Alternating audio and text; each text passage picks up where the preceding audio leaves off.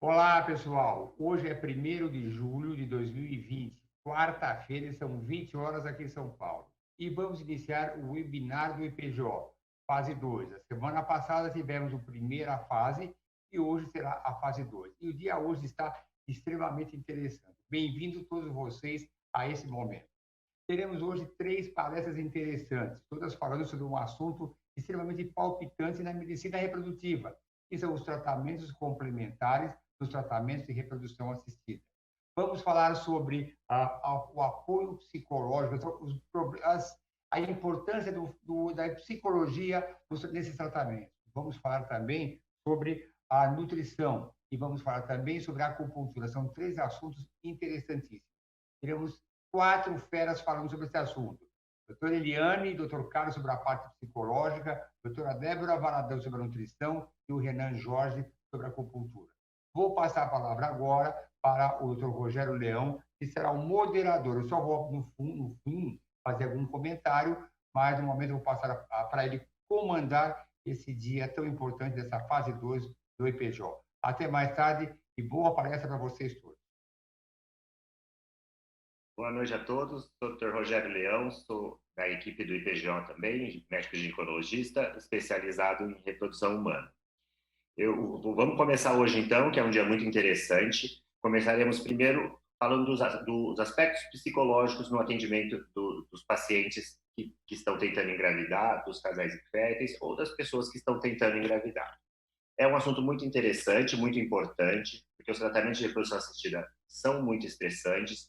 Enfrentar a infertilidade é muito estressante e é necessário esse suporte psicológico. Então, vamos começar. O Dr. Carlos Ramos de Souza Dias Filho, ele é psicólogo clínico, especializado no atendimento de pacientes de reprodução assistida, integrante da equipe do IPGO, dando suporte psicológico para as nossas pacientes. E a doutora Eliane Rovigatti Gasparini é psicóloga clínica, especializada também em reprodução humana, mestre e doutora em psicologia clínica, que também dá suporte para as nossas pacientes, e ela faz um suporte internacional das pacientes que estão no exterior, pacientes que não falam português, ela também faz esse acompanhamento psicológico. Então, vou passar a palavra a eles. Boa noite a todos que estão nos assistindo. Eu vou falar alguns aspectos psicológicos das transformações do mundo. São questões que estão modificando em todos os aspectos a própria humanidade. Então, eu quero colocar que, mais especificamente, as transformações das relações humanas. Eu vou entrar nesse ponto. E você quer colocar já? Ótimo. Eu coloco como início os desafios da fertilidade na pós-modernidade. E eu coloco pós-modernidade exatamente levando em consideração estas transformações que ocorreram de uma forma bastante expressiva em todas as relações do mundo, das pessoas. Só um segundo, passa para mim. Ótimo. A transformação do mundo para além da família tradicional. Eu vou colocar um apanhado histórico para entendermos como que estamos hoje, como que esse processo se iniciou, de que maneira, aonde exatamente isto tudo aconteceu. Então, inicialmente, nós tínhamos a família tradicional, a família que era composta por pai, mãe e filhos, e os seus papéis internos eram extremamente cristalizados. Todos tinham as suas configurações imutáveis. E isto começou a sofrer uma modificação. E esta modificação começou a ser mais vista, né, modificada na Revolução Feminista, onde os entendimentos das mulheres ou do papel das mulheres no mundo começou a transformar a entrada da mulher no mercado de trabalho. Né? Com isso, elas já não estavam mais dentro de casa, não estavam mais ocupando aqueles papéis tradicionais. A pílula anticoncepcional, isto já modificou as questões de procriação, onde muito mais liberdade dentro das relações, novos casamentos, com o advento do divórcio, quer dizer, o casamento já poderia ser desfeito e novos poderiam vir a acontecer. As relações igualitárias nos casamentos e famílias. Claro, os papéis já não eram mais tão presos, trancafiados num modelo único. Começou a haver toda esta possibilidade de todos terem o mesmo grau de importância dentro das famílias, nas relações. Os novos entendimentos frente ao casamento, os motivos sociais e procriativos caíram por terra. Ou seja, outros motivos levam hoje as pessoas a se casarem. Motivos como um verdadeiro caleidoscópio. É impossível discorrermos de todos eles. Cada casamento tem a sua peculiaridade, diferente de antigamente. Casar, ter filhos e assim permanecer.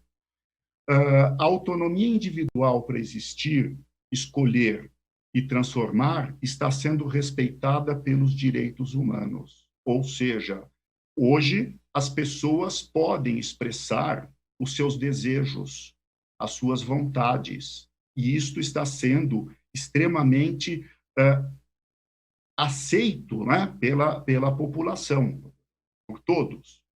O reconhecimento da relação estável, ou seja, o casamento não precisa mais acontecer a nível cartorial, com toda aquela solenidade, não. Há a condição de permanecer junto e esta união é reconhecida como um casamento.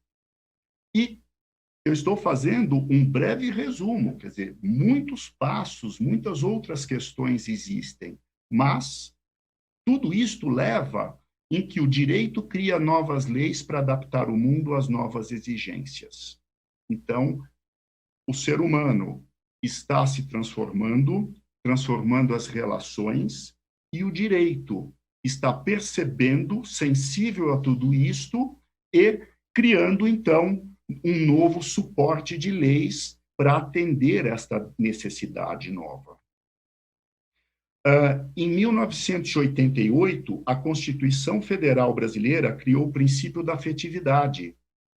E isto foi uma das molas propulsoras para estarmos hoje com tal magnitude de transformações. E a Constituição disse o seguinte: o que oferece a legitimidade de uma relação é o amor. As bases da formação das famílias modernas estão sedimentadas na existência de vínculos afetivos, compartilhamento de segredos e intimidades. Se isto acontece na relação entre as pessoas, isto é considerado a formação de uma família, é reconhecido como uma família. Eu vou entrar agora mostrando as estatísticas do censo do IBGE. Este censo já está apontando a transformação. E o interessante é que este ano seria, em 2020, a criação de um novo censo, mas por causa da pandemia, isto não vai acontecer e o censo de 2020 será feito em 2021. Mas uma coisa é certa, este novo censo de 2021 apontará questões impressionantemente importantes da grande transformação do mundo, das relações do mundo, mais do que qualquer outro desde o de 2010. Então, eu vou seguir algumas ideias desse censo que eu separei aqui, que eu acho bastante significativas. em 2010, investigou pela primeira vez o sexo do cônjuge nos lares em que as pessoas se declaravam casadas. Quer dizer, despertou esta curiosidade por causa das transformações já acontecendo. E encontrou-se 19 laços de parentesco diferentes, que isso não existia antes. E em 2010, desculpa, já foi o dobro do encontrado no penúltimo censo, no de 2000. Quer dizer, então, os laços de parentesco estão sendo, as famílias estão se transformando, criando novas frentes, novas ideias, e com a liberdade para acontecer. Veja só, 49,9% dos casais são heterossexuais com filhos. Então, vamos dizer que praticamente metade dos casais encontrados neste censo de 2010 são hétero com filhos. E aí entra a questão, 50,1%, ou seja, já passou da metade, os novos arranjos familiares, gente. Isto é muito interessante. Onde 16,3% das famílias formadas por casais com filhos podem ser consideradas reconstituídas, ou seja, já vindo de separações, de outros contextos, e criando, então, essas novas famílias. Dos 57 milhões de lares brasileiros, 60 mil são compostos por casais homoafetivos, e desses, 53,8% formado por mulheres. 10,1 milhões de pais ou mães solteiros, outra configuração familiar. 87% dos casais homoafetivos declaram relação informal, isso em 2010. Porém, não foi outro censo, mas em 2015 foi feito um levantamento e já encontraram que já se podia fazer o casamento legalizado na relação homoafetiva, já se encontrou quase 3.000 casamentos entre mulheres e 2.621 entre homens, com faixa etária prevalecente de 25 a 34 anos. Muito interessante isso, porque esses casais se formando em idade possível para poder terem seus filhos. E isto entra de uma forma muito interessante, porque precisam, então, da ajuda da tecnologia médica, muitos deles, para terem esses filhos. Alguns exemplos de novas famílias. Por exemplo, casais sem filhos. É uma possibilidade. Antigamente, os casais tinham que ter filhos no padrão das famílias tradicionais. Não, hoje não. Casais podem ser casais sem filhos. É uma escolha. 3 gerações sobre o mesmo teto. Netos com avós. Isso é considerado famílias. Mosaico. Meus, seus e nossos. E sim, geralmente em separações que trazem os seus filhos de outros casamentos, criando novos filhos dos novos casamentos. Mães sozinhas com filhos, né? Pais sozinhos com filhos, casais gays, lésbicas, casal transgêneros com filhos, casais que moram separados, coparentalidade entre lésbicas e gays, onde eles conseguem uma união em prol, inclusive, para terem filhos, né? As novas fronteiras na reprodução humana assistida acabaram sendo necessárias. O que fazer? Como propiciar as crianças, os filhos, no seio destas novas famílias, com estas novas peculiaridades da grande transformação do mundo. Então, vejam, a reprodução humana assistida oferece condições. os tratamentos permitem, hoje em dia, por exemplo, a formação de uma família monoparental programada, que é o que a gente chama, em linguajar mais corrente, produção independente, para uma mulher ou para um homem.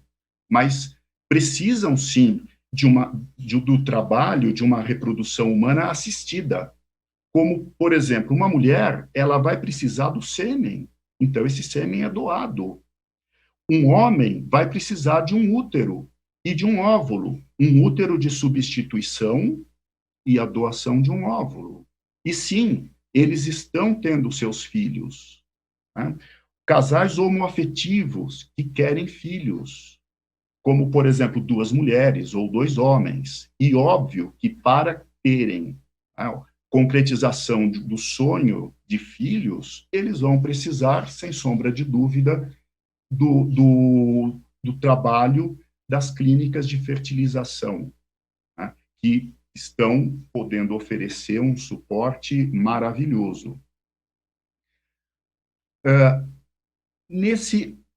Nesta situação toda, nova, transformada, e que, na verdade, essa transformação não termina, ela nunca acaba. Hoje, a gente pode dizer que a transformação chegou neste ponto. Amanhã será outro. E as demandas, todos os aspectos afetivos, psicológicos, que envolvem todas essas questões, essas relações, esses tratamentos de fertilização, né, precisam, muitas vezes, de um psicólogo para ajudar, para permitir condições psíquicas adequadas, né, sem níveis de ansiedade elevados, de estresse, que são incompatíveis, né, com o prosseguimento tranquilo de um processo de fertilização assistida. Então, o psicólogo vai ajudar no equilíbrio entre os desafios do processo orgânico médico com o afetivo psicológico. E isto se dá às clínicas, né? O IPGO oferece psicólogos para trabalharem com os seus clientes, ajudando a viabilizar, a facilitar, né, todo esse meio, né, ideal para que os filhos possam vir. O objetivo de filhos no colo. Né? Só avisando que está extrapolando aqui um pouco o tempo. Então... Terminei. Podemos já passar agora para a doutora Eliane, que vai falar sobre os aspectos psicológicos dentro da clínica de fertilização. Muito obrigado, uma boa noite. Ok, peraí. Estão me ouvindo bem? Deixa eu só colocar aqui. Vamos lá, apresentar. Ok, deixa eu só voltar aqui. Ups, aqui. Estão me ouvindo bem? Então, tá tudo certo? Então, tá bom. Doutor Rogério me avisa também, viu? Porque eu me empolgo. Quem me conhece sabe, eu me empolgo, eu vou embora, então pode me dar um toque, eu peço esse favor, né? Bom, pessoal, boa tarde para quem está aqui na Califórnia, boa noite aí para o pessoal que está aí no Brasil. É um prazer imenso estar aqui com vocês, estou me sentindo em casa, com toda a equipe aqui por perto, uma delícia, viu? Uma delícia mesmo. E então vamos dar continuidade aí ao que o Dr. Carlos estava falando. Estava aqui escutando, né, e estava pensando, e na verdade eu acho que esse é um dos motivos da minha paixão pela área da reprodução assistida, né, a gente não para, né, assim, a gente tem que estar evoluindo junto, né, com as mudanças no mundo, com as mudanças nas configurações familiares, então eu sou suspeita para falar, mas essa é uma área que eu sou apaixonada, porque realmente a gente está em constante movimento, em constante aprendizado, a gente está em constante evolução, né? Então, como o Dr. Carlos estava falando, enfim, independente, né, assim, da configuração familiar, o acompanhamento psicológico, ele entra como uma assistência, como um suporte, né, assim.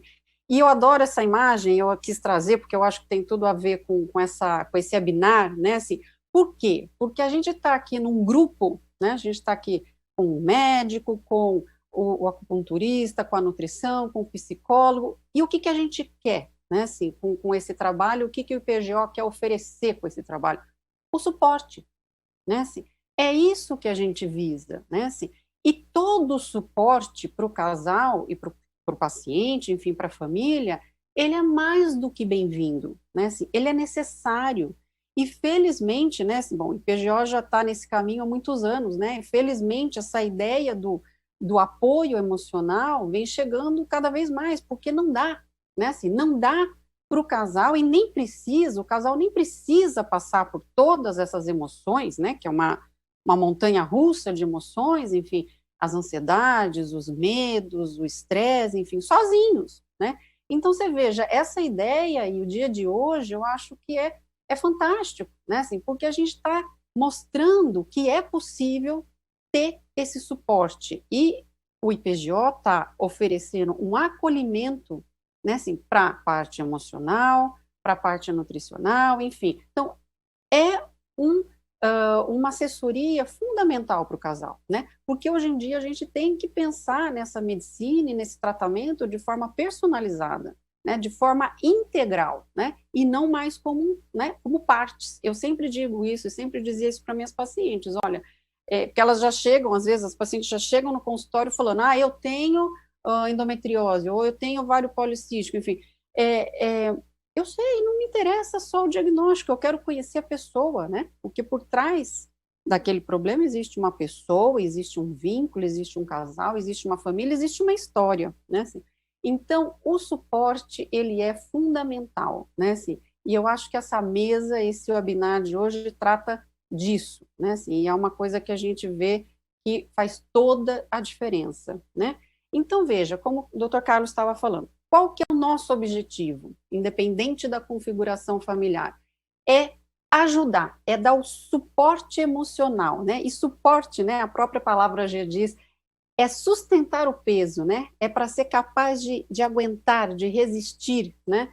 E a gente quer ajudar o casal a passar por essa fase do tratamento com mais equilíbrio emocional, que impacta no equilíbrio físico, óbvio, né? Assim, então é isso que a gente quer ajudá-los a suportar, né, esse estresse, esse emocional que fica instável, né, assim, e que é natural, porque não tem como passar pelo tratamento sem sentir nada e ficar, né, em equilíbrio constante. Isso não existe, isso é perfeição, isso não existe. O que a gente quer? A gente quer que as emoções, né, não flutuem tanto, não fiquem tão intensas, que a gente possa manter isso num nível, né, que não atrapalhe até o próprio tratamento e a harmonia do corpo, né, assim, até a gente sabe, não vou entrar muito nisso, enfim, o quanto a emoção, né, como eu estava falando, emoção, corpo, hormônios, nutrição, tá tudo interligado, né.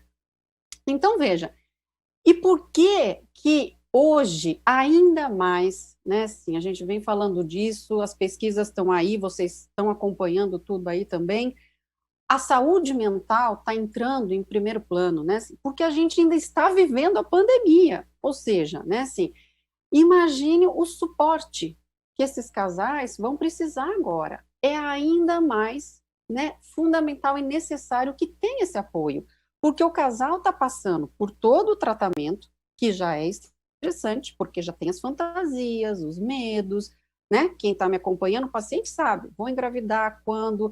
Será que eu vou ter dinheiro para fazer de novo? Quanto tempo, quantos óvulos eu vou ter? Ixi, nós poderíamos ficar aqui horas falando das fantasias, né? Assim, e no topo disso, a gente tem a pandemia, né? Assim, que está mudando com a estrutura da rotina, né? Com a saúde mental de todos. Então, você veja, não está fácil para quem está fazendo tratamento agora, porque tem, né, esse estresse do externo, né, colocando mais pressão. Então, novamente, o que a gente quer é ajudar os casais a sustentar, né, assim, o peso, o estresse e as emoções que chegam aí com toda a força, né? Assim, então, eu sempre falo, eu penso em atingir um certo equilíbrio, né? Assim, perfeito, ninguém é perfeito, e não é essa a pretensão, mas um equilíbrio emocional ao longo do tratamento é possível. e mais, né? Então, quais seriam os nossos focos, né, assim, de trabalho? A estabilidade emocional, a sustentação do vínculo, né, para os casais que estão aqui me ouvindo, sabem, né, assim, o quanto o tratamento impacta no vínculo, né, assim, alguns casos o vínculo melhora naturalmente, o casal fica mais unido, fica mais próximo, mas nem todos passam por isso. Para alguns casais, o vínculo vai sendo bombardeado, né? Às vezes um cônjuge está mais estressado do que outro, mais fragilizado do que outro, né? E aí fica mais agressivo, e, enfim. Então, esse é um dos focos do trabalho, né? Assim, manter esse vínculo estável, porque o que a gente quer? Que o casal possa se apoiar. É mais um suporte, né? E funciona muito bem. Então, alguns casais conseguem naturalmente, nem todos, né? Assim, ajudar os casais na tomada de decisões, então esse é um outro ponto importante que aparece no acompanhamento psicológico. Então, a gente sabe, as pacientes se angustiam, né, na escolha da doadora, na decisão de fazer a ovodoação ou não, enfim, todas as etapas do tratamento colocam fantasias, colocam angústias, colocam ansiedades. Então, a gente está ali oferecendo esse suporte, oferecendo essa ajuda.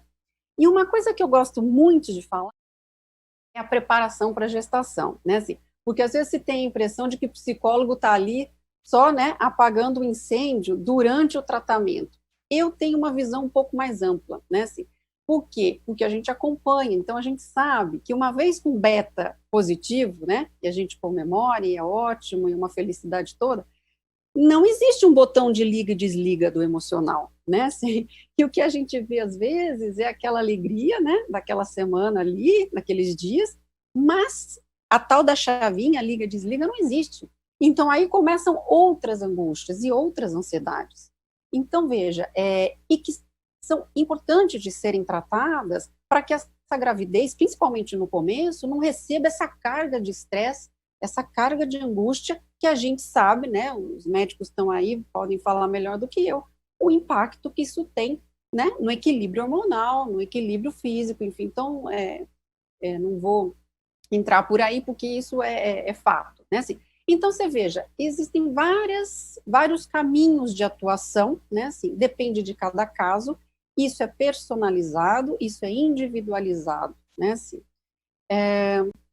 E aqui eu gosto muito dessa figura, né, assim, eu até queria uma figura com mais, com casal, com família, enfim, mas não achei nada que eu gostasse, mas essa daqui eu gostei, pelo menos pela ideia, né, do que o acompanhamento psicológico faz. Então, ele promove esse encontro afetivo, esse espaço seguro, né, assim, sigiloso, para a compreensão dessas emoções, desses conflitos, dessas dificuldades, e o psicólogo vai decodificando, ajudando o paciente a, né, tirar esse novelo, né, essa coisa emaranhada, como ele chega nas consultas, do emocional, ele vai ajudando a aliviar essas emoções a partir do momento que a gente vai compreendendo e que a gente vai entendendo, né? Então, eu acho que essa figura expressa bem um pouco do que acontece de fato ali dentro das sessões, né? Então, veja, eu falei do alívio das ansiedades dessa fase, falei da diminuição do estresse, né, assim, que é importante. Uma outra coisa, né, assim, PGO sempre muito atento a isso, é importante o psicólogo especializado na área. E com isso, eu não estou dizendo que outros psicólogos não consigam fazer um bom trabalho, mas o que a gente escuta, às vezes, do paciente é que ele passa muito tempo da sessão explicando para o profissional como é que é um tratamento. Então, esse é um ponto, só para começar. Então, quando você tem um profissional especializado, esse profissional tem um conjunto de conhecimentos e de prática, né, assim, pronto, né, assim, sedimentado, essa ferramenta está aí para ajudar os casais, porque o conhecimento do emocional aplicado à reprodução assistida é uma área que cresceu muito, né, a gente está falando aí de 20 anos, né, nessa área, enfim, o que eu vi do começo até agora é uma coisa fantástica. Então, os profissionais estão realmente capacitados para trabalhar dentro desta função e atendendo a essa demanda dos casais, né? Como é que isso funciona, para quem não conhece? As sessões são semanais, como a gente estava falando no começo, podem ser presenciais, online, né? Em português ou em inglês, né? E hoje em dia, felizmente, sou apaixonada pela tecnologia, né? Assim, infelizmente, a gente consegue estar, né? Assim, e poder contribuir em qualquer espaço, né? Geográfico que a gente esteja aí no globo, né? E geralmente é uma terapia breve, uma terapia focal, né? Com tempo de duração ali limitado, mas como eu estava dizendo, nada impede de você poder, né, abrir, né, e você, porque uma coisa que eu sempre falo para as pacientes, enfim, não é porque ela está fazendo o tratamento, né, que o mundo parou e que outros problemas não existem, né, assim, então eu gosto de sempre deixar sessões abertas, porque a vida continua, apesar do tratamento, e eu gosto de entrar nesse ponto, porque as pacientes colocam muita essa angústia de que a vida está no stand-by, porque elas estão fazendo o tratamento. Então, eu acho isso um foco importante do tratamento, o paciente ter a liberdade de falar aquilo que ele quer, aquilo que ele sente, aquilo que ele está vivendo, né, assim, então, é um pouco do meu estilo, né, assim, então, ela tem um caráter breve, mas nada impede, né, que isso possa ser ampliado, como eu estava falando, né. E uma coisa aqui interessante, né, para finalizar, que eu sei que o nosso tempo aqui é super curtinho, né, como o doutor Carlos estava falando, o acompanhamento psicológico, ele trabalha o afetivo, né, então a gente tem um campo de atuação com as pacientes, mas a gente também tem um campo de atuação com a equipe da instituição. Então, o IPJ tem essa preocupação, o doutor Carlos desenvolve esse trabalho de auxiliar, de ajudar, né, a equipe técnica, a equipe de enfermagem, a equipe de secretariado, enfim, para que elas também possam acolher essas pacientes quando essas pacientes chegam com muita angústia, porque a gente sabe que elas param ali na entrada, né, na secretaria, e às vezes vêm com aquela carga de emoção, com aquela carga de ansiedade, com aquela carga de angústia. Então, que as equipes e que as instituições estejam atentas, porque toda a equipe precisa estar, né, ciente de que ela também atua no emocional. Quando aquela secretária sabe conversar, sabe acolher, ela também tem um papel terapêutico, né, assim. Então, e isso é fundamental, pelo menos do... Oi, acabou? Tá. Então, finalizando já, só para quem quiser depois, me pede, me passa um e-mail, um link, eu vou colocar aqui para os profissionais também que estão escutando. Hoje a gente sabe que muitas pacientes trocam de clínica, não necessariamente porque o resultado foi negativo do tratamento, mas pela forma com que elas foram tratadas. Então, o vínculo que a paciente estabelece com a instituição tem um impacto também na saúde mental, e nós estamos aí dentro do IPGO muito ligados a isso. Então, quem quiser depois os trabalhos científicos, é só me passar, que isso daí já está estudado também há muito tempo. Ufa, espero que eu tenha conseguido aí sintetizar. Olha, tentei. Bom, vamos lá, espero que tenha passado o recado aí. Gente, muito obrigada, bela atenção.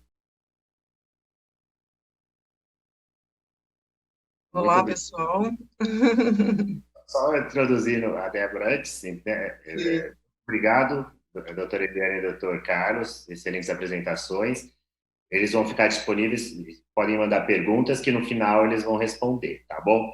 Agora, a doutora Débora, nutricionista graduada pela Universidade Federal de Santa Catarina, docente dos cursos de extensão e pós-graduação nos temas de saúde da mulher, sistema endócrino e fertilidade pela FAPES, IESP e NutriScience em Lisboa, Portugal, e coautora do primeiro curso online de nutrição e fertilidade. Obrigada, Rogério. Deixa eu compartilhar a tela aqui. É um prazer estar aqui hoje com tantas pessoas competentes e queridas. Foi um grande prazer receber esse convite. Doutora Arnaldo, muito obrigada. E vamos falar um pouquinho sobre esse assunto que, como a Eliane falou, né, que na psicologia é um assunto novo, e na nutrição também não é diferente. Acredito que na acupuntura também a procura aumentou muito nos últimos tempos, né? Então, é um assunto que a gente eu, Betina Moritz, já damos aulas sobre isso há 14 anos, mas a gente veio um movimento maior de 2015 para cá. Então, vamos lá.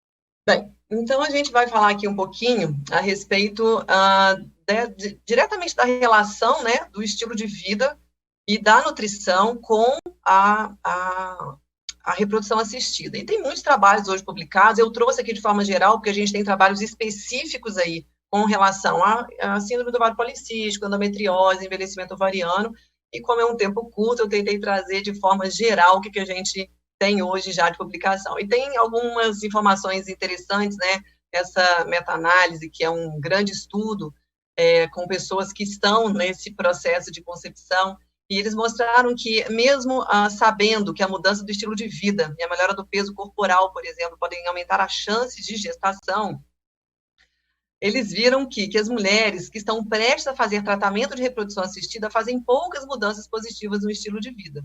Hoje a gente tem visto um maior movimento nesse sentido, muitas vezes uma busca por uma melhora antes, né, de ir até o tratamento, mas o que a gente via até poucos anos atrás era uma ideia de que o processo de reprodução assistida servia para substituir todo e qualquer movimento que nós, né, que o indivíduo precisasse fazer para se tornar mais saudável e conseguir aí facilitar também o processo do tratamento, né? E aí a gente tem visto agora esse movimento diferente, graças a Deus, ainda não é com todo mundo, mas esse trabalho mostrou, por exemplo, que 96,8% das mulheres continuavam fumando, 54,8% das mulheres continuavam bebendo, e 60,4% dessas mulheres continuavam tomando grandes quantidades de cafeína, por exemplo, que hoje a gente sabe que não é o indicado, né, quando a gente já está no processo da reprodução assistida. Eu vou começar, então, falando por 2 pontos essenciais que fogem um pouco do convencional, que a gente vê já muito publicado em rede social, né, para que vocês que estão assistindo consigam também saber que o tratamento do indivíduo ele é muito mais amplo, né, do que somente, muitas vezes, tratar a alimentação. Então, hoje a gente sabe que para a gente ter uma boa produção de hormônio sexual, a gente precisa ter uma saúde mitocondrial. Mitocôndria é uma estruturazinha que a gente tem no corpo, dentro das células, que muita gente conhece como sendo responsável por formar energia, de dar energia, tanto cerebral, né, quanto energia muscular, mas a gente sabe hoje que a saúde dessa estrutura celular ela é essencial para a saúde do ovário, ela é essencial para a produção hormonal.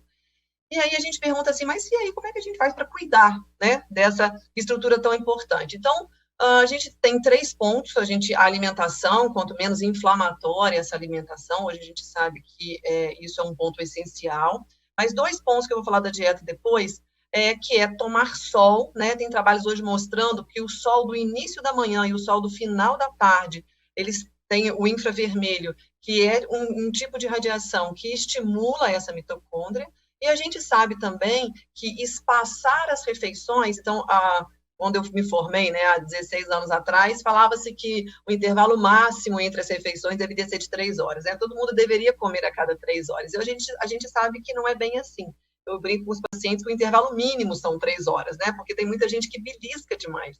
Então, e o intervalo também no período noturno, né, quando a gente pensa da última refeição de um dia até a primeira refeição do outro, este intervalo de descanso do corpo, do sistema digestivo é essencial.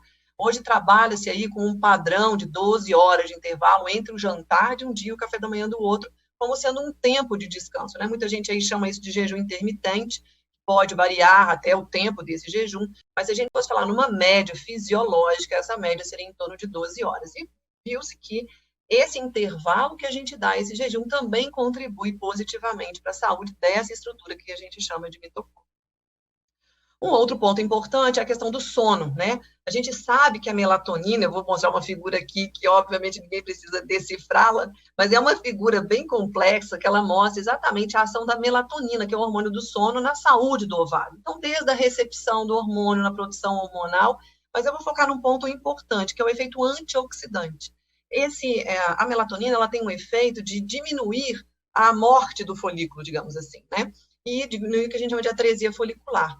E aí, como que eu consigo produzir uma melatonina de forma adequada? Pela alimentação, então eu preciso de ter complexo B na minha alimentação, eu preciso de ter grãos integrais, eu preciso de ter, às vezes, castanhas, eu preciso de ter frutas e vegetais, mas eu também preciso ter horários regulares de sono, né? Aqui é só porque numa aula eu mostro isso, mas para vocês que são, né, a maioria leigos, a gente não precisa. A gente sabe hoje que o horário do sono é importante. Qual o momento que a gente começa a produzir uma maior quantidade de melatonina? A partir de 7 horas da noite. E a partir desse horário que a gente deveria reduzir as luzes da casa, por exemplo, para facilitar a produção dessa melatonina. Já tem trabalhos em humanos mostrando quanto que isso impacta positivamente, né, na produção de melatonina e, consequentemente, na saúde das gônadas, né? E aí, especificamente aqui do ovário. E esse slidezinho aqui mostrando que a desregulação do sono, essa alteração que a gente está fazendo aí do sono, dormindo tarde, na frente de telas até muito tarde, pode sim levar a uma série de alterações, desde a receptividade do útero ao embrião, passando pela alteração, né, da produção de hormônio, pela produção dessa melatonina, podendo gerar aí um quadro, então, de infertilidade. Então, são 2 pontos, né? Tomar sol, atividade física para essa energia no corpo, e a questão do sono também contribuindo para a questão da infertilidade. Agora, vamos pensar especificamente com relação à alimentação.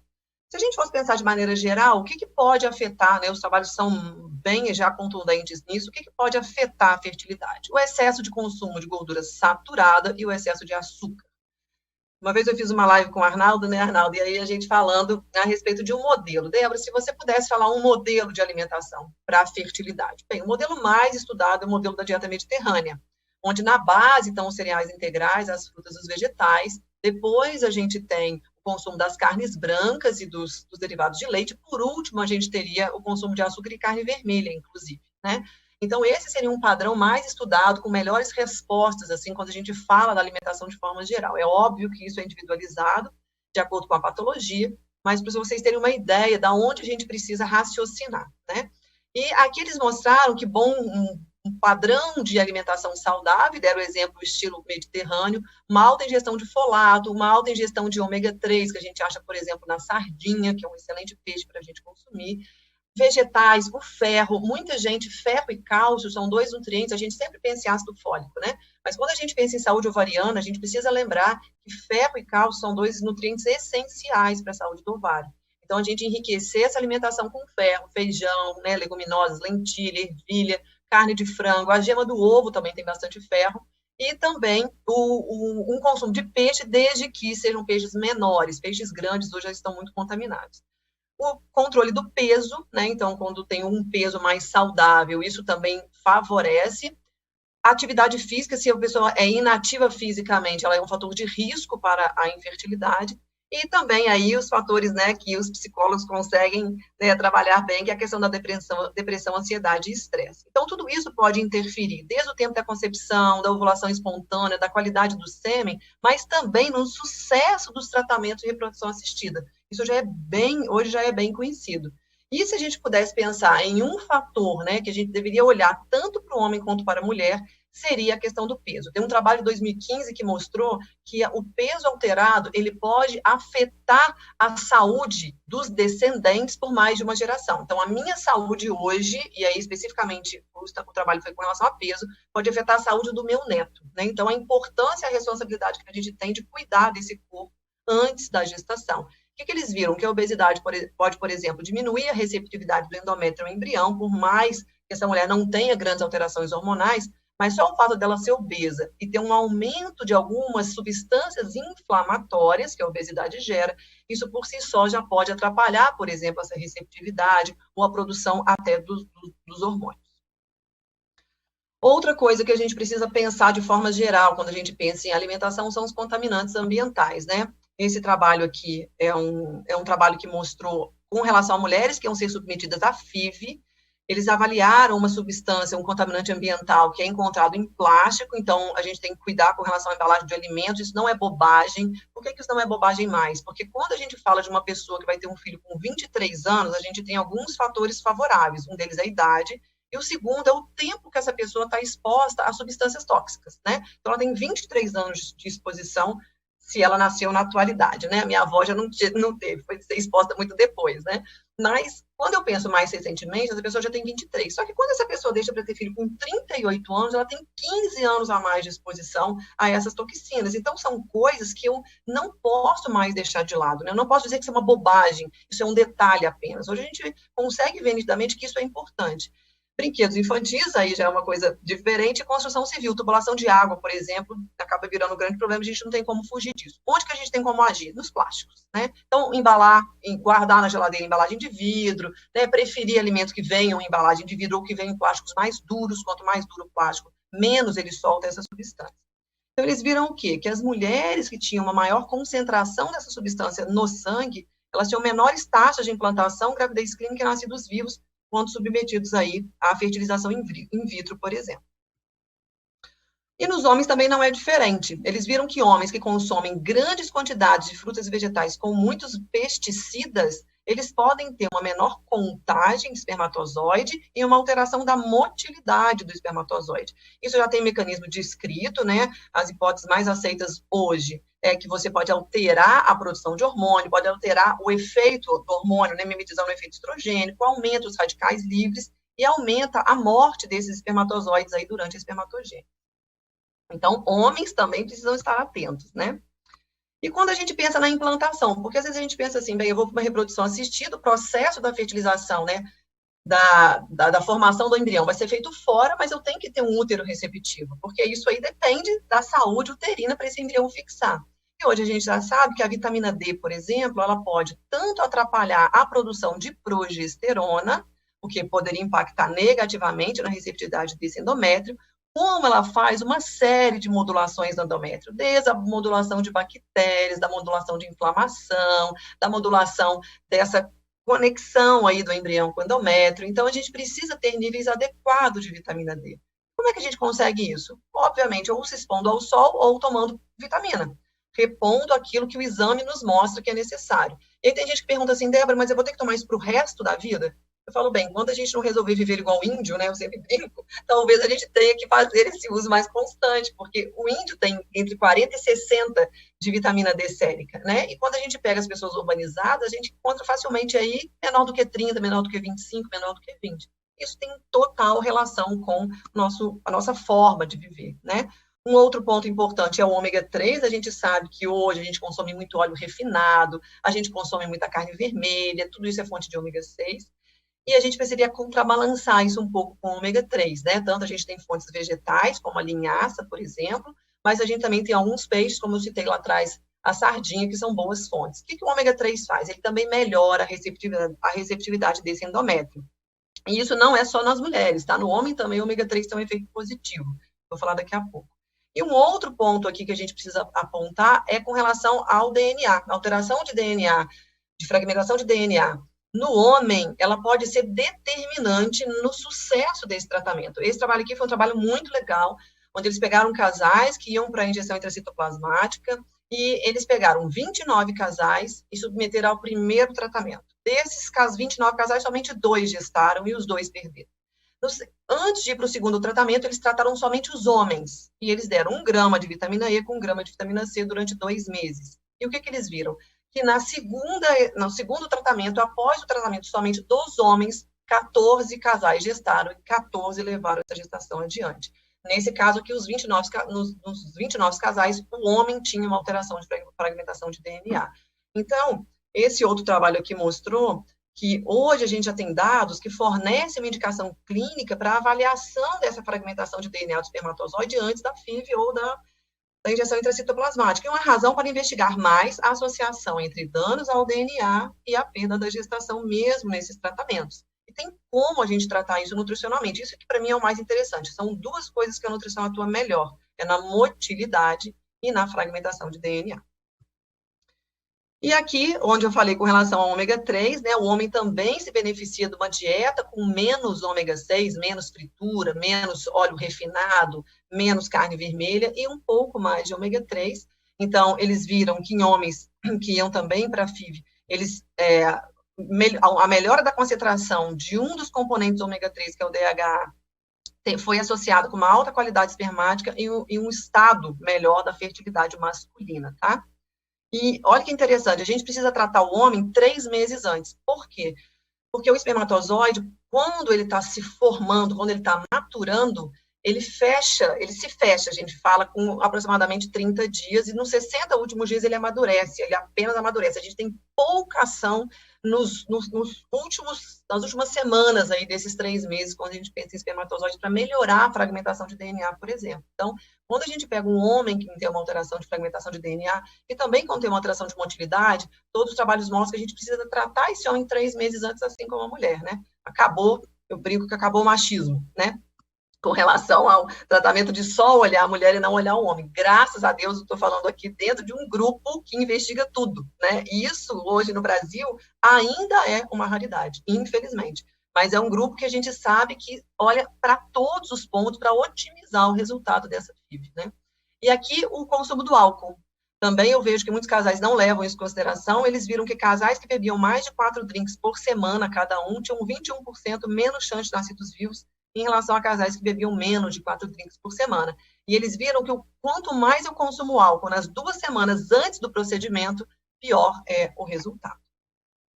E por último, aqui é só um alerta com relação à automedicação, né? Como hoje a gente tem Instagram aí para todo mundo, né? Tem dicas para todo mundo, a gente tem que tomar muito cuidado. Alguns tipos de suplementos, eles podem não só não ajudar, como eles podem atrapalhar. Então, já tem trabalhos mostrando que dosagens altas de resveratrol, isso você encontra, às vezes, em suplementos prontos, tá? Muitas vezes eu vejo as pessoas comprando de sites, né?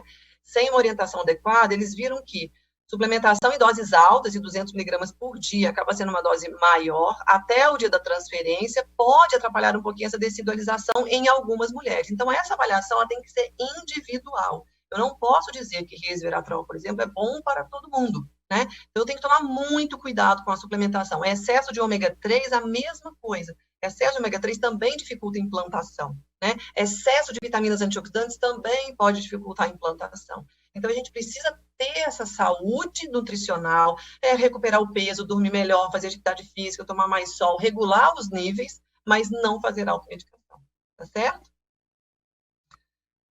Aqui é só uma curiosidade, porque uma vez uma paciente me perguntou, Débora, mas e se eu tomar suco de uva, tem problema? Não tem problema. Por quê? Porque o suco de uva integral, por exemplo, ele tem 1 miligrama de resveratrol, né? Para cada litro de suco. Ninguém toma 1 litro de suco por dia. A gente está falando aqui de 200 miligramas, daí é uma questão de suplemento com efeito medicamentoso, tá? Então, o suco de uva não teria problema nesse caso, ok? Aqui é só um publi, não é nem um publi, porque ajuda muito mesmo. A gente tem um Instagram chamado Nutrição e Fertilidade Oficial. Quem tiver interesse em saber mais informações, toda semana, quase todo dia, tem publicações novas lá. Gente, muito, muito obrigada por esse espaço e por vocês terem estado até aqui com a gente. Muito obrigado, doutora Débora. Excelente apresentação, muito clara. E realmente, como você falou, né, a gente vê nos últimos tempos muita gente procurando isso. E realmente, eles tinham muito esse conceito de que a reprodução assistida resolveria tudo, e muitas vezes nem precisaria da reprodução assistida, ou mesmo na reprodução assistida, aumenta muito as chances, né? Então, hoje a gente vê cada vez mais como isso é importante, e graças a Deus que as pessoas cada vez estão valorizando mais isso. Os pacientes cada vez procuram mais e nos perguntam e pedem essa orientação, então a gente sempre tem esse suporte da nutricionista depois para fazer a orientação adequada. Foi importante você falar isso, porque é exatamente isso. Às vezes a nutrição, ela pode solucionar, mas às vezes sozinha ela não vai solucionar. Mas da mesma forma que a reprodução assistida sem a nutrição tem muito mais dificuldade, né, de agir, né? Então isso foi muito obrigada, tá, Rogério? Obrigada mesmo. Depois ela vai estar disponível também para perguntas. Então vamos passar agora para o Dr. Renan.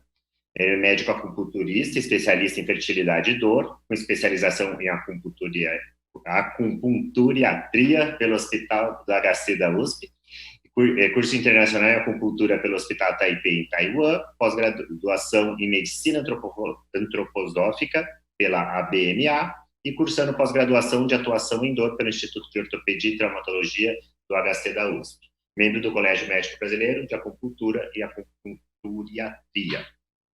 Vamos lá, doutor Renan. Fica difícil tanto nome, né?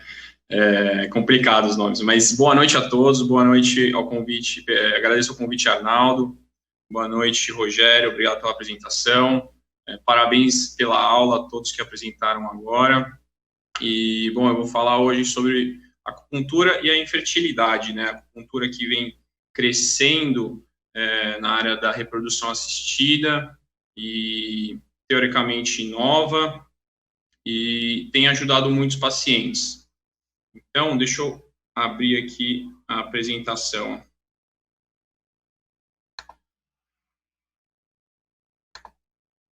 Está todo mundo me ouvindo bem? Dá para ouvir?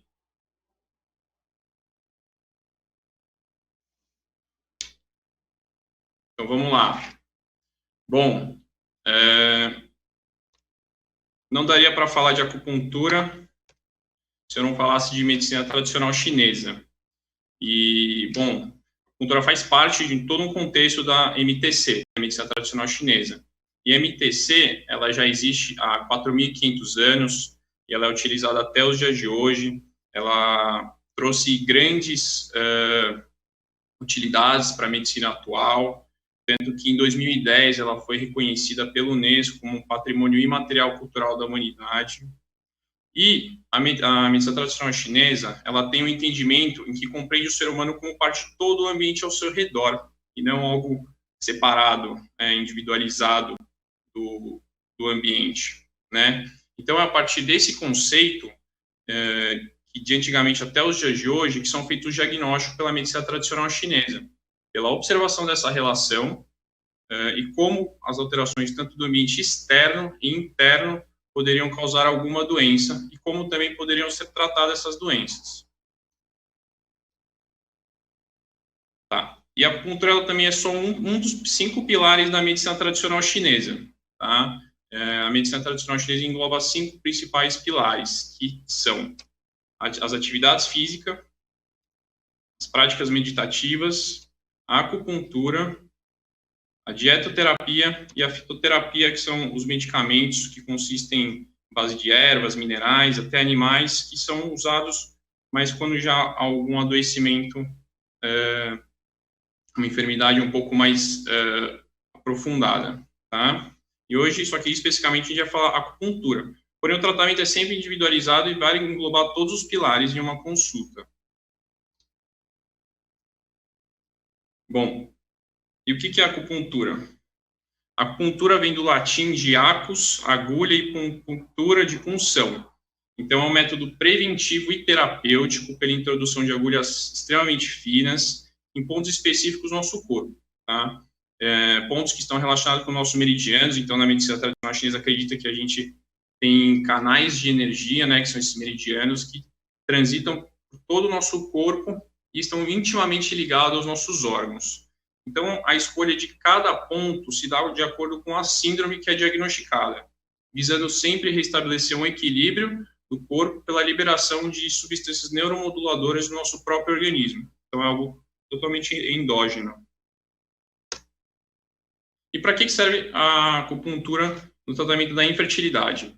Muitos pensam que a acupuntura ela é apenas para ansiedade. E sim, ajuda muito na ansiedade, né, principalmente no controle desse sofrimento que os casais acabam passando durante todo o processo, né, do tratamento. E estudos vieram a mostrar que não é só isso que a acupuntura ajuda, tá? Então, existem 3 principais mecanismos de ação hoje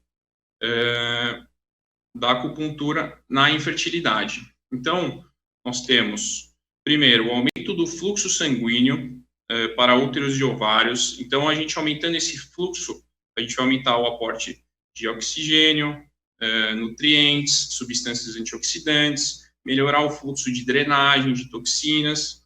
Com isso, o que a gente espera? A gente vai esperar, então, uma melhor qualidade dos óvulos, aumentar a espessura do endométrio e, consequentemente, essa receptividade.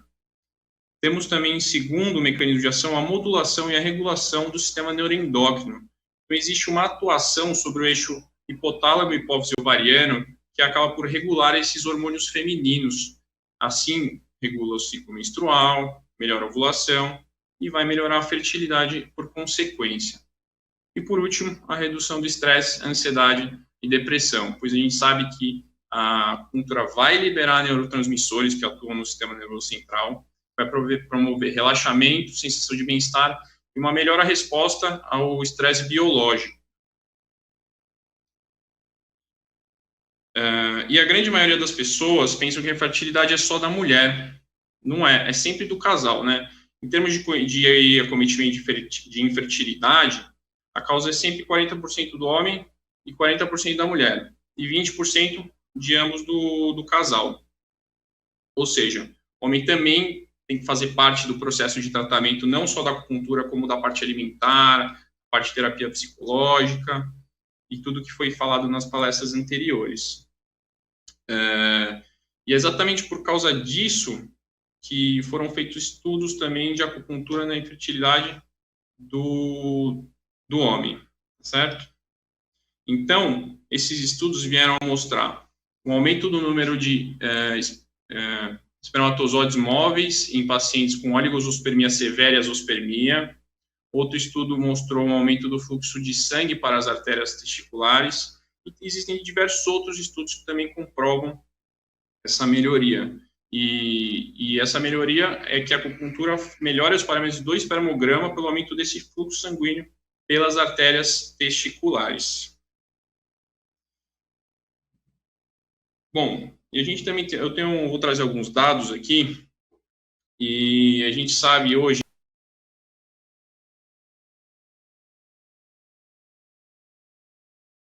de reprodução assistida. E as taxas de sucesso das FIVs, elas variam em torno de uma média de 30%. Um estudo de Wolfgang Paulus, um alemão, ele mostrou em 2002 que foi a partir daí que começaram a ser feitos mais estudos sobre a infertilidade e a acupuntura, e esse estudo mostrou que a acupuntura aumenta em 15% a 20% as taxas de gestação clínica quando associada aos ciclos da FIV. E isso, né, é um número expressivo para associar junto essas taxas da FIV. Então, isso fez com que aumentasse a procura da acupuntura por pacientes, consequentemente, o interesse das clínicas de reprodução incluir isso como uma terapia complementar. E muitas pessoas perguntam, né, do tratamento, como é que funciona, qual é o cronograma. Bom, para todo tipo de tentativa de gestação, seja natural ou por reprodução, é sempre ideal começar antes, né? Eu sempre falo que a acupuntura ela promove uma alteração fisiológica, estrutural e orgânica. Então, isso demanda tempo para o corpo se adaptar. Assim como uma alimentação, uma dieta, quando você for fazer uma atividade física, o corpo ele precisa de uma adaptação para sentir essa melhoria. Então, quanto antes começar, melhor. Então, existe uma recomendação de 6 meses antes para a tentativa de gestação natural, fazendo uma vez semanal a acupuntura. Para a FIV, iniciar 1 mês, 2 antes já mostra que existe boa efetividade dessas taxas de sucesso. Então, começar 1 a 2 meses antes da estimulação ovariana, realizando uma vez semanal. E durante o ciclo de estimulação ovariana, a gente pede que é um tempo curto, a gente solicita 2 sessões semanais. O tratamento também vai incluir alimentação, atividade física, melhora do sono, manejo do estresse, que são todos aqueles 5 pilares que eu citei no começo.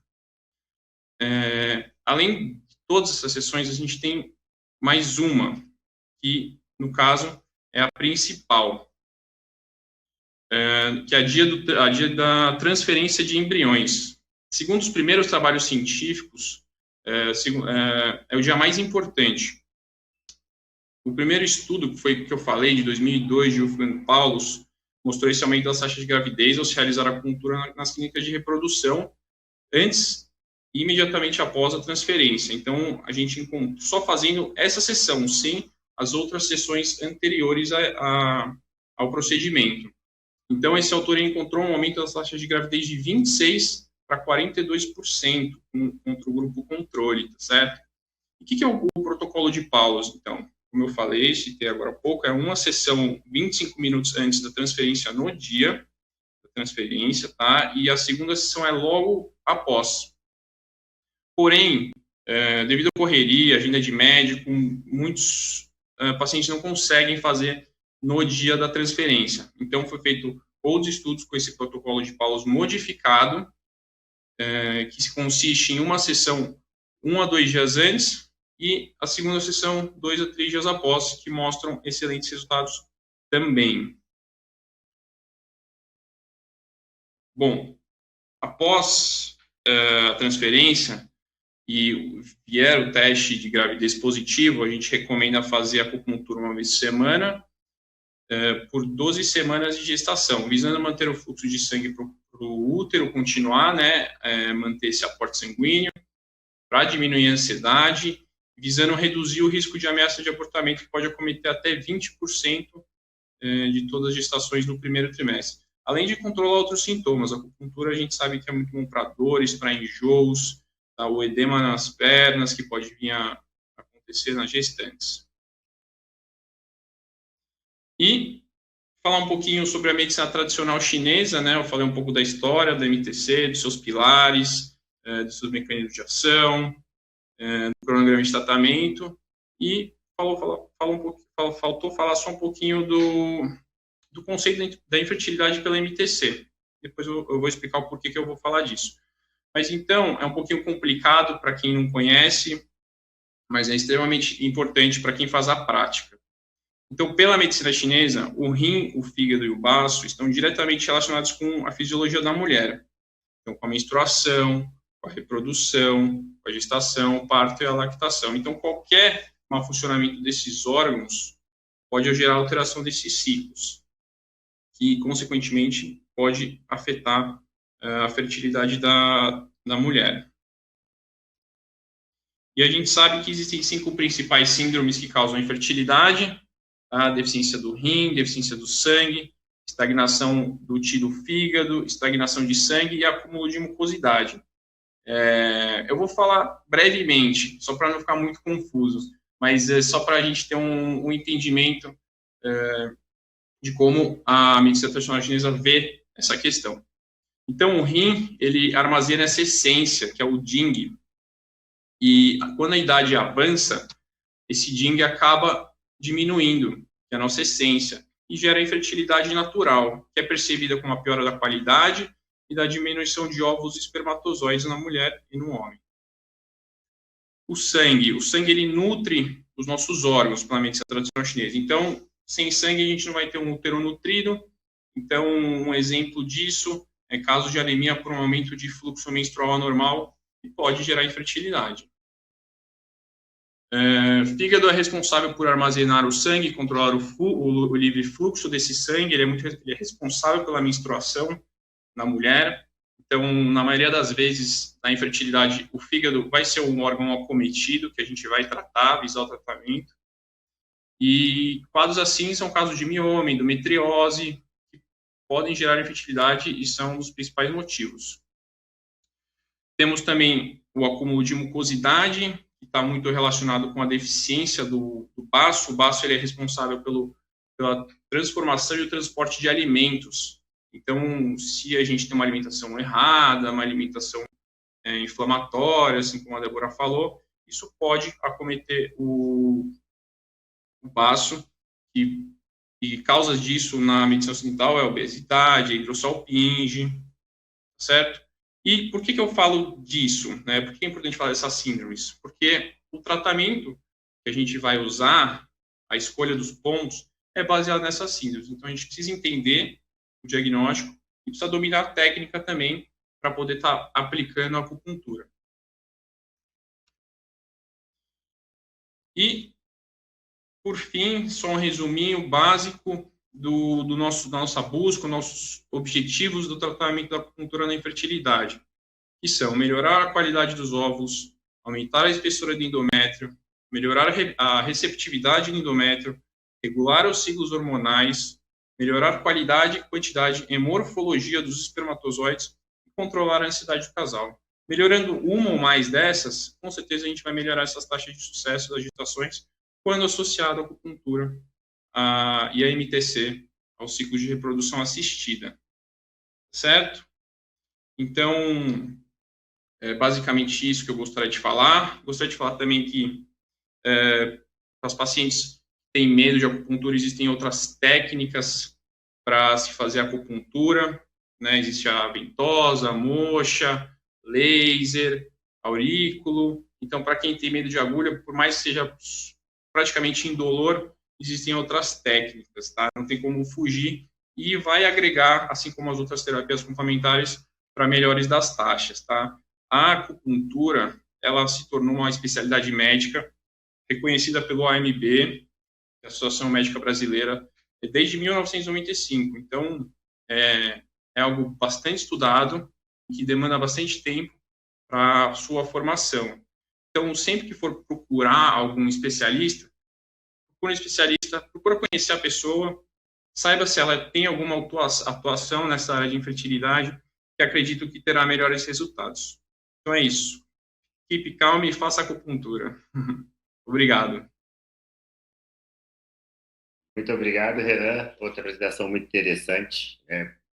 Hoje, quando os pacientes procuram tratamento de reprodução assistida, eles pedem tudo que pode ajudar, tudo que pode maximizar a chance dele engravidar. Então, realmente, a gente não oferecer esses outros suportes, não só a reprodução assistida em si, né, a gente vai estar falhando, porque a gente tem que tentar ao máximo que tenha essa gravidez. Então, o que a gente puder fazer para melhorar essa chance vale.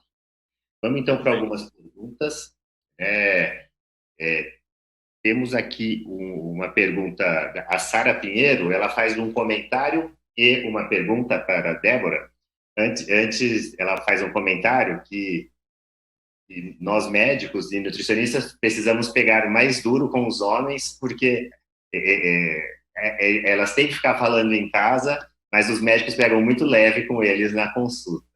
E é verdade, o homem dá muito trabalho, às vezes, no tratamento de reprodução assistida, fica tudo em cima da mulher, a mulher faz 1000 exames invasivos, faz tudo para melhorar, e a gente sabe que, realmente, o óvulo, ele é o ponto principal ali no tratamento de reprodução assistida, mas o homem tem muita participação, né? Como mostramos aí nos dados, 40% dos casos são homens, 40% dos casos é por causa da mulher, e tem aí os outros 20% que é mistura dos dois fatores.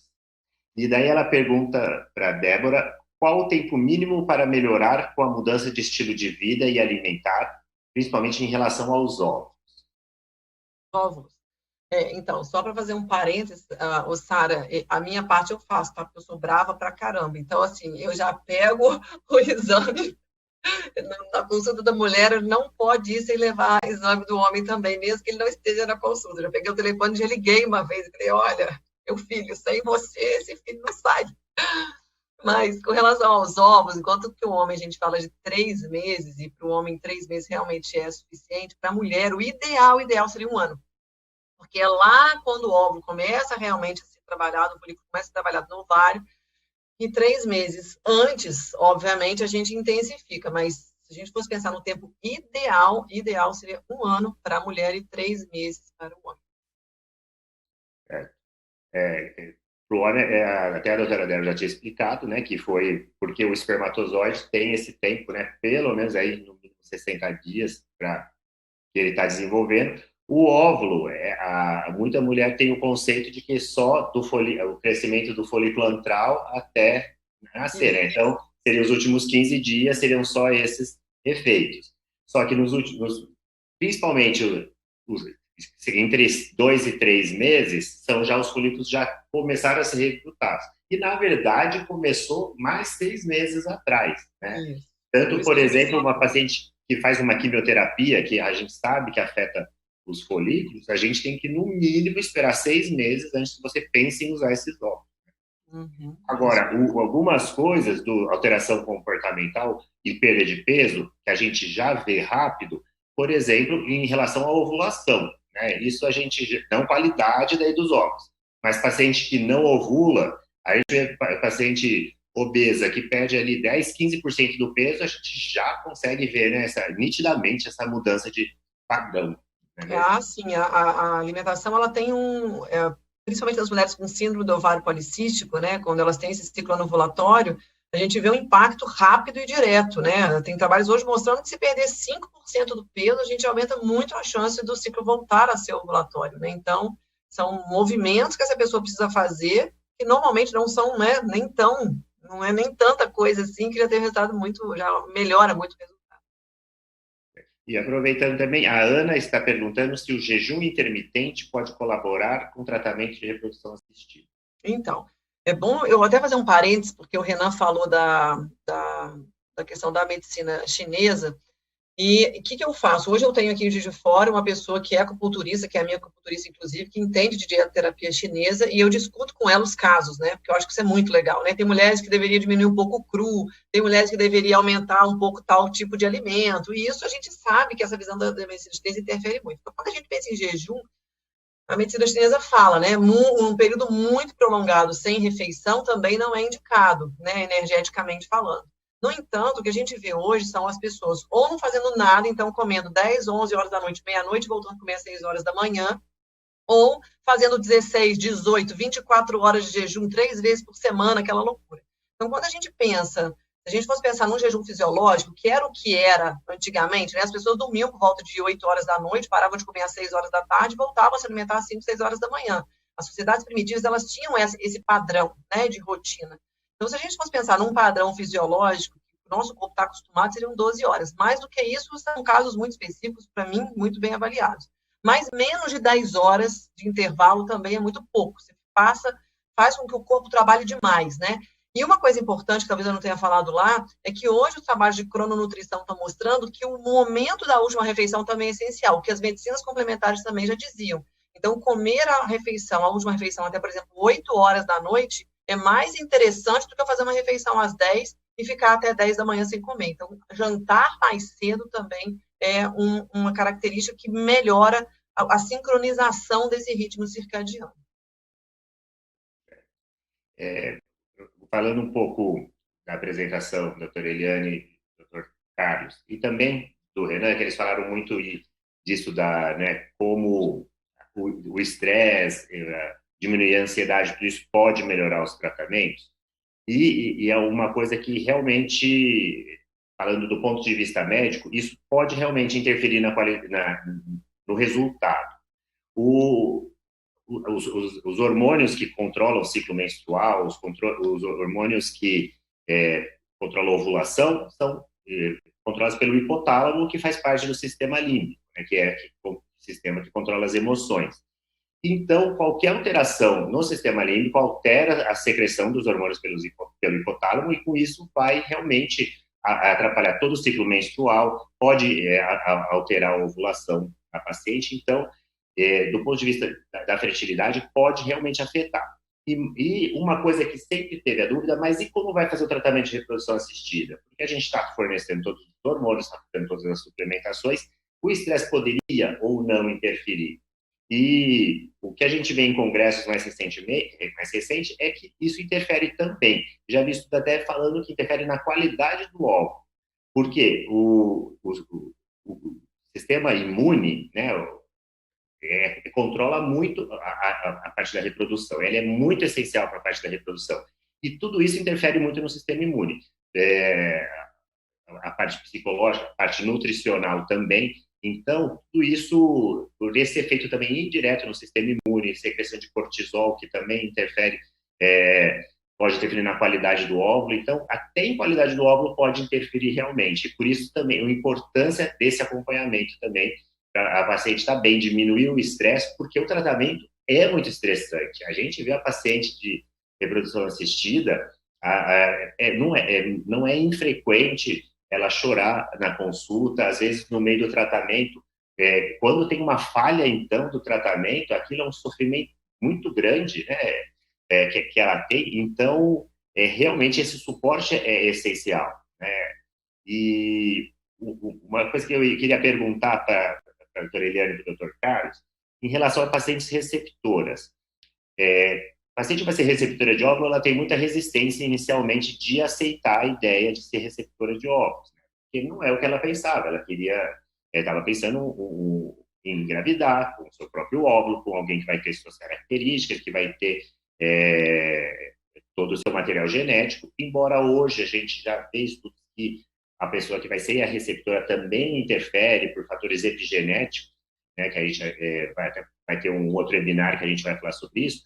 Mas a impressão que a gente, como médico, tem, que apesar de ter resistências para aceitar, quando elas engravidam, mesmo com o óvulo doado, parece que todo esse estresse desaparece e elas estão envolvidas e tão felizes com a gravidez que nem pensam isso, se o óvulo é doado ou não. Essa, pelo menos, é a impressão que passa para a gente na consulta, né? Que a gente que está acompanhando ela, a gente vê que, e mesmo as pacientes que a gente segue nas redes sociais e vê elas depois, que tem como realmente aquilo foi algo superado e que ela já aceitou muito bem a ideia. Eu queria ouvir a opinião de vocês, se realmente vocês que acompanham mais, elas vão se abrir mais desse ponto de vista psicológico, se essa impressão está correta Se existe essa dificuldade, como que é? Sim. Quer comentar, Eliane? Oi. Estão me ouvindo? Então, doutor Rogério, sim, é possível, né? Eu acho que essa questão que você está comentando, assim, é possível.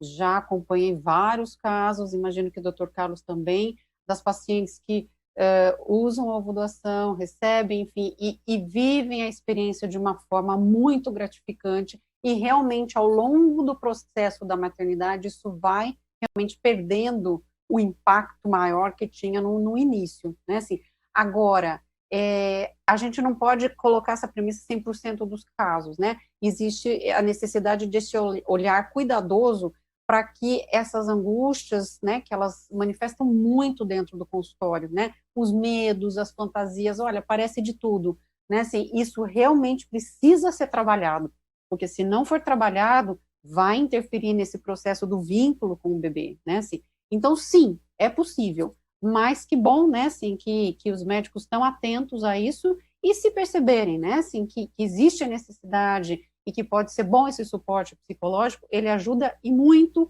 para aquelas mulheres que estão com mais dificuldade. É um período de dificuldade, aos poucos isso vai sendo, né, emocionalmente digerido, mas às vezes precisa, sim, de um trabalho bem eficaz nesse sentido, né.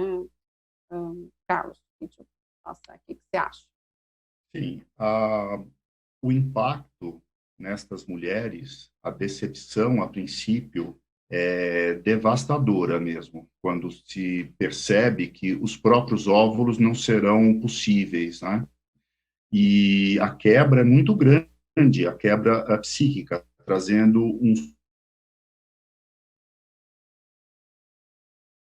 existem duas gestações. Aquela gestação física, onde o pré-natal, dos ultrassons, exames laboratoriais, e, enfim, nutricionais, etc. Mas também existe uma gestação psíquica, e esta precisa acontecer. E o que nós percebemos é que as mulheres engravidam com outros óvulos, né, não os dela, e precisam obrigatoriamente deste pré-natal psicológico para gestar os seus sentimentos e a sua vida psíquica, para poder realmente, vamos dizer, dar à luz aquele sentimento de acolhimento daquele filho como seu. E eu vejo os resultados espetaculares quando uma boa gestação, com este bom pré-natal psíquico, eu estou fazendo analogia, né, do físico para o psíquico, então, com esse bom pré-natal, que seriam as sessões terapêuticas, psicoterapêuticas, as mães vão dar à luz aos seus filhos, e ela nunca vai ter dúvida mais que aquela criança no seu colo não é filho dela. Então, muitas vezes é necessário esse trabalho psicológico para essas mães. O sofrimento é terrível, praticamente entre todas, quando recebem a informação de que não vai ser possível os próprios óvulos.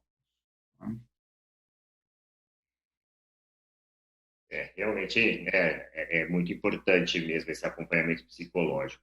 E não só, né, nas pacientes receptoras, enfrentar o tratamento de reprodução assistida é muito estressante, ela tem que estar preparada. Eu falo muito na primeira consulta, a gente enfatiza muito as chances de sucesso, mas a gente enfatiza a possibilidade dela, às vezes, ter um tratamento prolongado, que faz várias coletas, depois vai fazer preparo do endométrio, às vezes tem que fazer um preparo 3 meses de um tratamento de uma adenomiose antes de transferir, e depois de tudo aquilo vem um negativo, pensar que tudo aqui vai ter que começar do zero de novo. Então, tem que estar preparada para aquilo, tem que estar preparada para o negativo, como vai enfrentar, e das outras possibilidades. E também, né, quando dá certo, estar preparada para a gravidez, porque às vezes também é uma coisa que já está tentando há tanto tempo, que às vezes já se mistura o que virou, já fica em função daquilo, mas já nem sabe se é aquilo mesmo que quer, e às vezes quando engravida, começa a entrar em conflito e e ela se sente mal com esse conflito, né, de que parece que eu queria tanto e agora que eu consegui, eu não quero, né? Então, realmente, e também, como vocês falaram mesmo, né, muitas vezes são fantasias que as pessoas têm, né, e que ao trabalhar na sessão, você vê como que é pura fantasia, são medos, às vezes, em cima de fantasias e não da realidade. Mas que é só trabalhando mesmo ali, mais a fundo, não é numa consulta conversando rapidinho, numa consulta que a gente vai conseguir, né, pegar isso daí.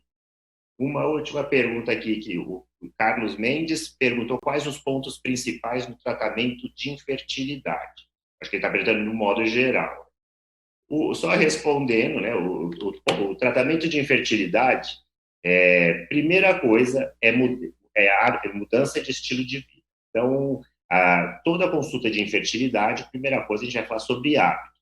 Então, parar cigarro, as orientações nutricionais, a atividade física, peso corporal, sempre isso vai fazer parte. E segundo, investigar, né? Então, toda vez que teve uma dificuldade para engravidar, é essencial a investigação. Porque não adianta a gente tentar, muitas vezes a paciente tem uma obstrução tubária e não tem o que mudar de hábito, não tem o que melhorar de dieta, não tem o que fizer que vai fazer ela engravidar, se não for com tratamento de reprodução assistida. E para você colocar um tratamento de reprodução, antes você tem que ter toda a investigação. E aí, frente a isso, as complementações, né, de tudo. Hoje em dia a medicina é multidisciplinar, né, não tem como você, o médico isoladamente querer fazer um tratamento,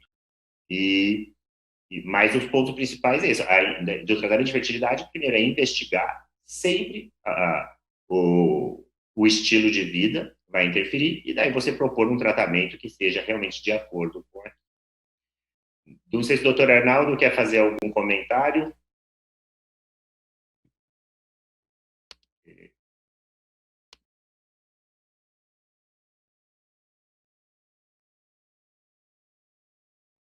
Está sem o microfone, doutor Arnaldo. E agora? Agora ok? Em primeiro lugar, quero agradecer a todos vocês por essa excelente palestra, por ser um moderador excelente, você, Rogério, pela clareza e pela didática, por vocês conseguiram iluminar mais ainda o IPGO, a gente fica muito contente com isso, muito importante. Doutora Débora, só um comentário, que é com a mesma clareza dos outros, mas você, da mesma maneira que me alegra com a sua didática, você me deprime por eu perceber que eu estou totalmente na contramão daquilo que você recomenda. Isso não tem, é inevitável. Imagina hoje, especialmente hoje, em tempos de pandemia, você não tem nem onde comer. Eu acho que é um problema complicado.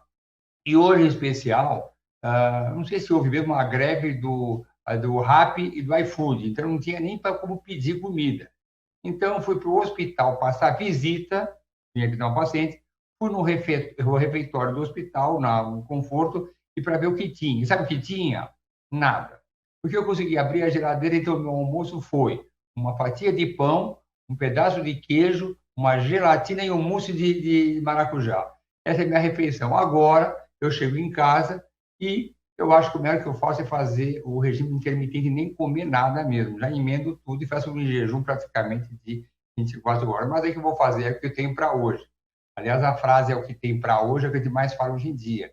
Com essas dificuldades do nosso momento da pandemia, as dificuldades e restrições que todos nós temos, que o mundo tem, a gente tem que se contentar com aquilo que nós temos para hoje. Mas muito obrigado para todos vocês, obrigado pela apresentação excelente, obrigado por mais pela fase 2 do webinar. Nós teremos mais três fases, no dia 8, no dia 15, no dia 22. A semana que vem vai ser o webinar que vamos falar sobre tratamento de mulheres maduras, mulheres com mais de 40, né, Rogério? Com mais de 40 anos, é isso? Né? Na verdade, vai ser sobre casos difíceis. Então, vai ter sobre falha de implantação e sobre massas respondedoras. Isso. E você vai falar uma parte, eu vou falar outra. Então, quem já se inscrevam, porque a gente vai falar muito sobre esse assunto e estaremos da mesma forma disponíveis para tirar as dúvidas daqueles que querem saber mais sobre o assunto. Obrigado e um beijo para vocês todos, tá bom? Então, aproveitando que quem quiser mandar perguntas para o e-mail do IPJ, saúde@ipj.com.br, que os palestrantes te respondem. Tá bom. Boa noite para todos, então, e obrigado, hein? Boa noite. Tchau, tchau. Oi.